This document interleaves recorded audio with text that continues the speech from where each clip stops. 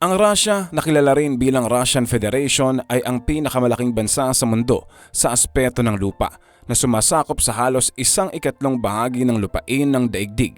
Ito ay nananatiling isang mahalagang bahagi ng pandaigdigang lipunan at nagpapatuloy sa pagpapakita ng kanyang malalim na kasaysayan at kulturang kayamanan. Ngunit sa paglipas ng maraming taon, napakarami na ang nangyari sa bansang ito. Ano nga ba talaga ang tunay na kalagayan ng Russia ngayong taong 2024? Totoo bang nakaranas o nakararanas sila ngayon ng isang malagim na sitwasyon? Iyan ang ating aalamin. Sa kasalukuyang panahon, ang Russia ay patuloy na nagiging isang pangunahing aktor sa pandaigdigang palakasan sa iba't ibang aspeto tulad ng politika, ekonomiya at seguridad. Nararanasan pa rin ng bansa ang epekto ng mga pangyayari sa kanyang kasaysayan at ang resulta ng pagbabago sa mga dekada ng nakalipas. Sa larangan ng politika, si President Vladimir Putin ay nagpatuloy sa pamumuno ng bansa na naghahari sa ilalim ng isang sistema ng matamlay na demokrasya na may malakas na impluwensya ng Estado. Ang pamamahala ni Putin sa Russia ay naiuugnay sa maraming aspeto ng pampolitika, pang-ekonomiya at pangbansa at pandaigdigang seguridad. Sa ilalim ng kanyang pamumuno, nakaranas ang Russia ng pag-unlad sa ekonomiya, pagpapalakas ng Estado at pagbabago sa lugar sa pandaigdigang larangan.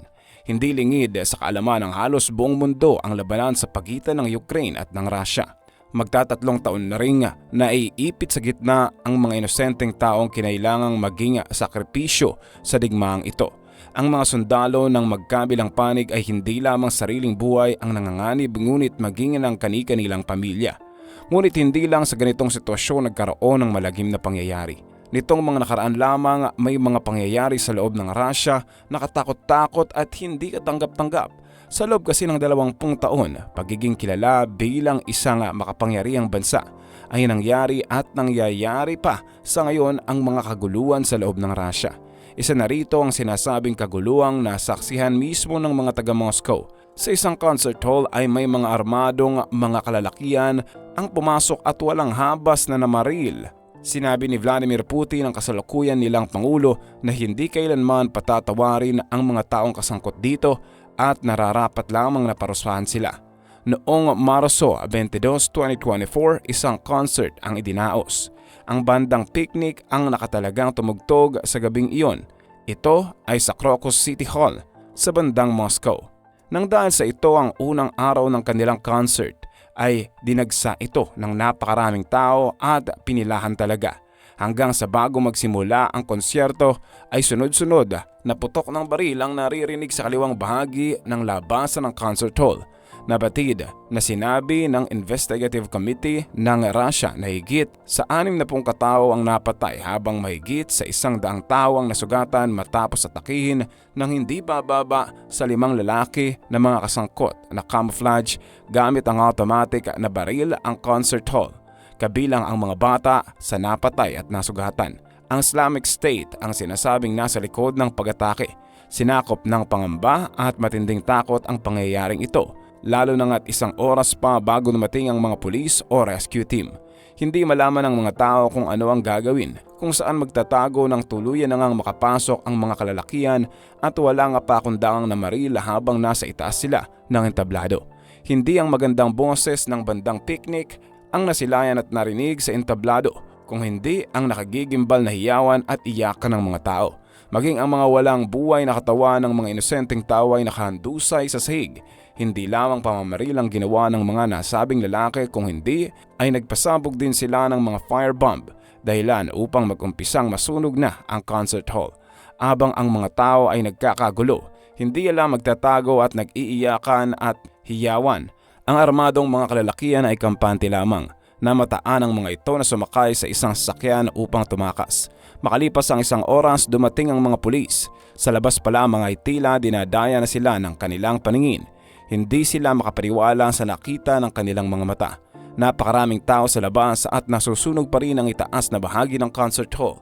Ngunit mas nagulat sila nang makapasok sila sa loob dahil nakaagaw pansin sa kanilang paningin ang makatambak at nakahandusay na mga walang buhay na katawan ng mga tao.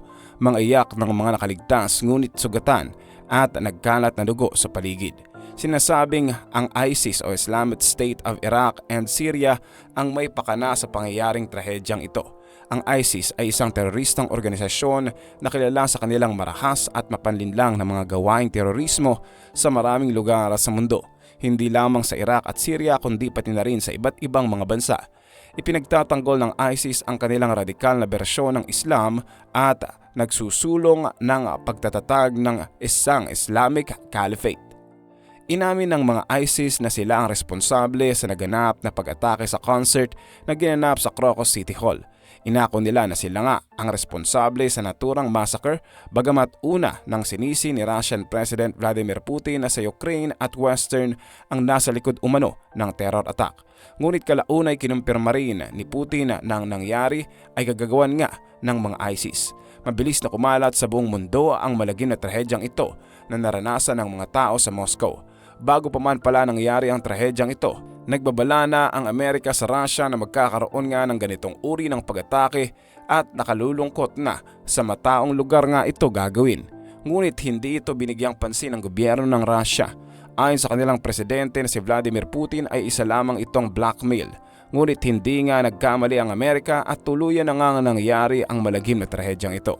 Unang inanunsyo ng Russian authorities na naaresto nila ang nasa 12 katao na konektado sa pag-atake kabilang ang naunang 4 na suspected gunmen na natukoy na Tajikistan nationals. Sa kasalukuyan, iniulat ng Russian Federal Security Service na nadakip ang 4 na suspect sa Moscow Concert Hall attack.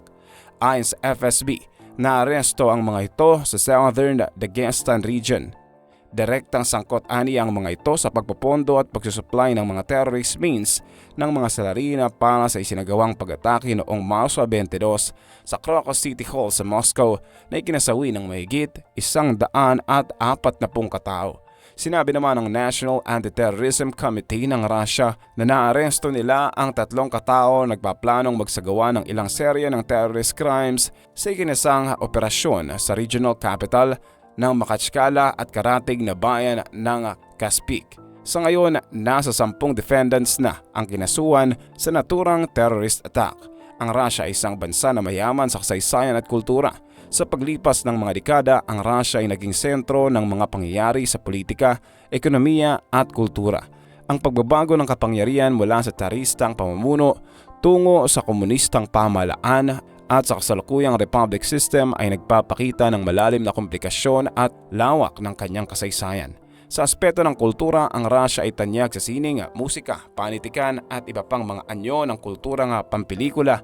Ang mga makabuluhang manunulat tulad ni Tolstoy, Dostoyevsky at Chekhov ay nagdulot ng malalim na impluwensya hindi lamang sa kulturang Russian kundi sa buong mundo rin. Ang sining ng mga pintor tulad ni Repin at Kandinsky ay nagpapakita ng mayaman at iba't ibang tradisyon sa larangan ng sining. Ang arkitektura rin ng Russia ay nagpapakita ng kanyang mayaman at makulay na kasaysayan, mula sa makabagong architecture ng Moscow, Kremlin hanggang sa magagandang structure ng mga katedral at simbahan. Nagbibigay ang mga gusali ng Russia ng pasalubong ng kanilang nakaraan at patuloy na pag-unlad. Sa ekonomiya, ang Russia ay patuloy na umaasa sa yaman nito sa likas na yaman tulad ng langis at gas upang suportahan ang ekonomiya. Gayunpaman ang bansa ay nakakaranas din ng mga hamon tulad ng pagbagsak ng presyo ng langis, ang epekto ng mga internasyonal na patakarang pang-ekonomiya at ang kakulangan sa diversifikasyon ng ekonomiya. Sa larangan ng seguridad, ang Russia ay nananatiling isang pangunahing aktor sa pandaigdigang kapayapaan at seguridad. Ang ugnayang nito sa mga bansang kasapi ng BRICS, Brazil, Russia, India, China, South Africa at iba pang mga organisasyon tulad ng United Nations ay nagpapakita ng patuloy na pakikilahok nito sa pandaigdigang larangan. Mayroong mga usaping internasyonal na nakakaapekto sa imahe ng Russia tulad ng mga aligasyon ng panghihimasok sa eleksyon at cybersecurity, pati na rin ang mga tensyon sa mga teritoryo tulad ng Crimea at Ukraine. Gayunpaman ang Russia ay patuloy pa rin sa pagtuklas ng mga oportunidad para sa pakikipag-ugnayan sa iba't ibang bansa at sa pagtaak sa landas ng kanilang sariling pag-unlad. Sa nangyaring malagim na trahedya sa Russia ay mapapaisip talaga ang mga tao rito kung kaya pa ba silang protektahan ng kanilang gobyerno. Nang dahil sa trahedyang ito ay nakapagdulot ito ng takot, pangamba at pag-aalinlangan sa mga tao. Sana lamang ay hindi na madagdagan pa ang mga ganitong pangyayari dahil ang biktima lagi ang kawawa, lalo na kung mga inosenteng tao.